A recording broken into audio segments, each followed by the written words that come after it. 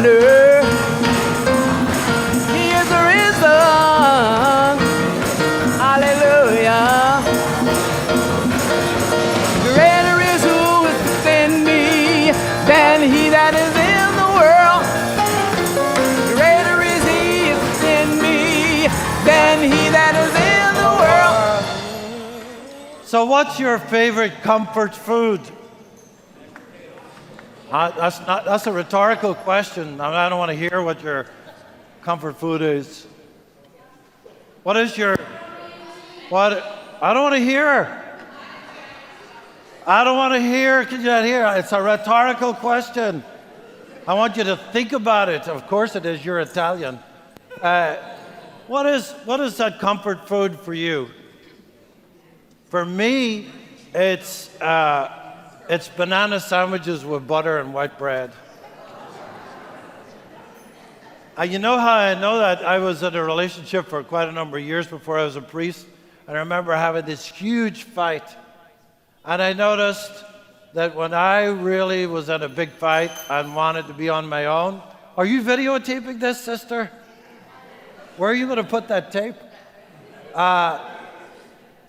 What I did was my mom, when she was, the five of us, we were steps of stairs, so all five of us. And when she was running late, it was what her mom had fed her was bananas, bread and butter, and the sandwich, and that is the most delicious thing in the world to me.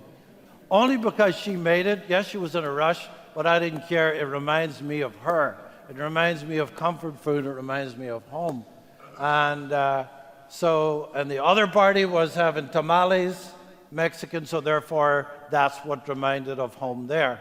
But the context remains the same. Jesus and his disciples, the disciples wanted comfort food. They wanted familiarity. They were destitute. They were in a space that even though Christ had been risen, even though it had been proclaimed to them, they didn't get it. They just didn't get it. So what did they do? They headed back to the comfort of their own space and life. They went back to doing what they did. And can you imagine fishing? Fishing is the best time to fish because in that culture, having been on the Sea of Tiberias, you fish at night because the fish come up on the cool of the night, and that's how you get. Imagine Jesus coming and telling them how to fish. Could you even imagine the human reaction? Who is this dude, and why is he telling us how to fish? But if you notice, Jesus is in the Gospel of John is of light. Jesus comes into the picture. They don't recognize him immediately, but they recognize Jesus in the action of Jesus working. So we are invited to be woke, to be alive, and to be present in the ordinary moments of our lives. Don't worry about the hour and a half, or 2 hours of St. Columba. Or don't worry about your moments of prayer, which you should do to be in communication with God. Worry about being woke and alive as you're cleaning your teeth in your own routine. Worry about it as you're getting ready for work. Worry about it when you're driving. Worry about it when you're with people at work. Enjoy it in those moments and know that you're loved. You see, this is all about Jesus Christ, the cosmic Christ coming that I spoke of at the beginning of Mass. It is not a resuscitated body. It is the presence of the risen Christ, who is of not mind or matter, is of spirit, is of everything. And he is telling us as we are on the beach with him. That's how we have to hear this reading. I'm on the beach with Jesus and the disciples, and he is bringing Peter back. When was the last time we heard about a charcoal fire? Right before the denial. And he denies him 3 times.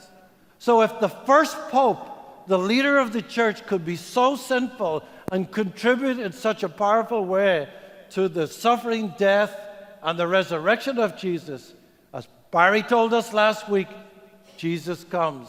He's not interested in going, I told you so.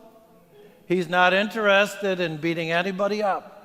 Jesus is only interested in bringing the mindset of God to the present moment. And that's what we are invited to do, to have that. Love one another as I have loved you. That's the only mission. Go, therefore, and make disciples of all nations. Amen? Amen? But you know what? There's a problem here. And a lot of us may have it, and I certainly do. So I'm owning it, and I sometimes preach out of my own reality. But if you get enough messages in your life that you're not good enough, you're not smart enough, you're not this enough, you're not beautiful enough, you're not this, you're not the other, those messages, either real or imagined or underneath the surface, end up impacting you. I can tell you in a confessional or in a meeting with someone, and I will often say, do you love yourself? You can tell a lot. And I don't mean in a judgmental way. If someone has it on the tip of their tongue and it comes straight out, yes, I love myself. I may be a sinful person, like we all are, but I love myself. The moment somebody hesitates, then that person has a little work to do, because God does not make trash. Amen? God does not. Everybody is meant to be here. Everybody is meant to be known that they're loved. We have to tell ourselves that are loved. Our church too often has been about perfection. Look at the saints. We put them all up on pedestals. We talk about the communion of saints. And then we say to ourselves, oh, we're supposed to be a saint. So I'm supposed to be the most loving person. And I'm going to find the best partner and the best husband and the best wife. And I'm going to look the best and drive the best car. And we sacrifice looking for the best from the love that's probably right around us. Amen? And it's that invitation I think that Jesus is inviting Peter to, is to, for Peter, on a triple net basis, he is denied, but now he's being loved. And now he's been said, feed my sheep. Every time you hear of abundance, Eucharist, the Eucharistic theme is very clear.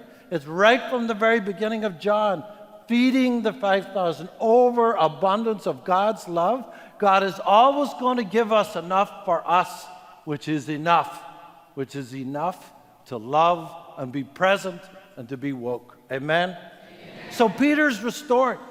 We're restored. And his restoration is our restoration. So this morning, Francine needs to hear the cosmic Christ say to her, Francine, you're loved. And you're going to go, well, Lord, you're loved. You're loved.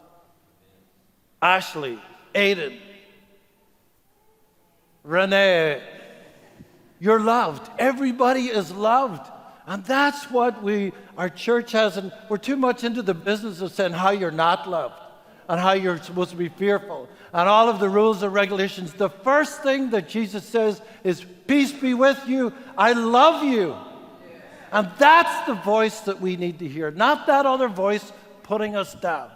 The other stuff is a reflection on us as a holding. The church is like a holding community. Of course, we need rules and regulations to help us, but it's a container to hold us be. But we almost always must keep in sight that God is loving us and call us to be present. I think of Mother Teresa. I don't put her on a very high pedestal, and I met her once in San Francisco when I was running the AIDS hospice. She came to visit. She couldn't have been any higher than this. I was kind of shocked. I thought this would be a big woman, but I'm 6'1", so she was there. She handed me a little medal, but she could be a pistol. Oh my God, she was something else you didn't get in her way. Well, we heard that when she came that time to San Francisco, she wanted to do an AIDS hospice, and she knew Catholic Charities already had done one. So she went straight off. She got off the plane on a Sunday night. She asked the driver to take her up to the mayor's house. Art Agnes tells this story. And there at 11 o'clock on a Sunday night, he opens the door, and Mother Teresa's standing at the door. And he's kind of in his pajamas. And he says, oh, Mother, I want you to take you, and you need to show me this piece of land you're giving me. Mother, it's 11 o'clock on a Sunday night. Oh, no. Come. So he had to go and put on a little bit of clothes with the wife, and they got into the car, and off they went to look at the piece of property that she was giving. She never took no for an answer. She had the action and the power of God. And when she died, CNN tried to make out that she didn't believe in God. And it was one of those moments, I think it was Don King back when, or not Don King, what do you call the other guy? Larry King. And I remember Larry King thought it was a priest, a Jesuit priest, who was being interviewed about Mother Teresa. And he said, well, you know, I understand that Mother Teresa, Mother had the dark night of the soul. You know what the dark night of the soul is? It's this feeling of this absence of God. And a lot of the saints and a lot of people experience that but she experienced it for the last 30 years of her life. And the interviewer said to her, well, she didn't believe in God for 30 years. Oh, no, the priest said. The fact that she did not feel the presence of God and continued to do what she needed to do made her more of a saint than anybody ever can imagine. Because not to have that presence and still act and be present in the world, still have that tenacity, still have that go that she knew the right thing to do for the gospel. So you and I are invited in our own way, in our own lives, in our ordinary places of our lives, to not be worried about the big things. They'll take care of themselves. We're invited to know that we are loved, that we are cared for, and that we're invited through the power of Christ giving us through this Eucharistic moment, through His Word in this present moment, in this action, that we are loved and that we are meant to go out into the world, even in all the difficulties of everything that's going on, of bombing churches. Like today in Sri Lanka, the Catholic churches are not open this Sunday for fear they're going to be bombed. There are people, the Jewish people down in San Diego, the Muslims around the world, especially in New Zealand. Look at that Prime Minister and see what she did in a month that we should be able to do here in these United States with the gun lobby. I hear that the NRA are suffering a little bit of a bank account. They may have to go bankrupt. Yes, let them go bankrupt so that we can continue to live and breathe and do the right thing about being people. And our bishops need to do the same thing. Stand up to these people. Stand up to them and speak truth to power. And in the actions, we recognize Jesus in the breaking of bread, but we recognize Him in the action that propels us to be the best version of ourselves, to be the best community, and bring all of our children that are out there trying to understand what they just heard, that they can hear it, that they are called and loved to equality, to care, to justice, and everything they need for to flourish. May we all flourish. May we all not sacrifice our real love in our lives for perfect love. Let the church say, Amen.